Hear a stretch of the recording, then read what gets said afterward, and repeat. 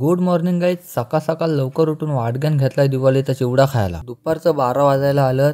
चाललोय गावात. कोंबडा पकडायला लावलाय फास. मला नाही वाटत यात कोंबडा भेटेल म्हणून. 2 वाघांना बोलवलं खास कोंबडा पकडायसाठी. डायरेक्ट कॉलेज मधनच बोलवलं वाटतं. ह्याला पण ITI मधनं बोलवलंय खास कोंबडा पकडायसाठी. कोंबडा जमतेम भेटलेला वाघाच्या तावडीला, पण वाईच वाचला. पिसा भेटली हातात. मित्रांनो, पिसा आली हातात, पण काय कोंबडा गेला हातात ना.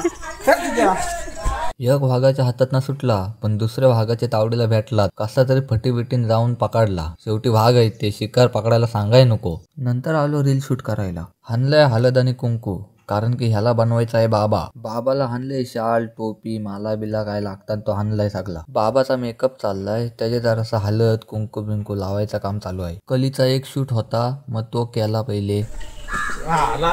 काल तोंडलेला आयटम मलाच नाही भेटली. नंतर आलो बाबाजवळ. आमचं कॅरेक्टर नवीन आहेत ना, व्हिडिओ करताना हसतात जाम, मग टाइम लागतंय शूट करायला. तोंडावर ऊन येत होता म्हणून थोडासा देशी जुगाड केलाय. फायनली 2 तासांनी रील शूट झाली. आता चाललोय घरी. रात्री जेवण खाऊन आलो राऊंड मारायला. जाम बेकार थंडी लागत होती. तिथं हा भाई भेटला. बघा काय बोलतोय. पक्की थंडी आहे. मग कुठं चाललेलास? फिरायला. मग आता कॅन्सल घरात झोपायला खरंच जाम म्हणजे जामच थंडी लागत होती. आपण बघा काय बोलतोय. आयला एवढी थंडी आहे. पप्पूच्या पप्पाने आम्हाला चिकन हाणायला झालं. आम्ही पुलावर रिटर्न आलो त्यासाठी.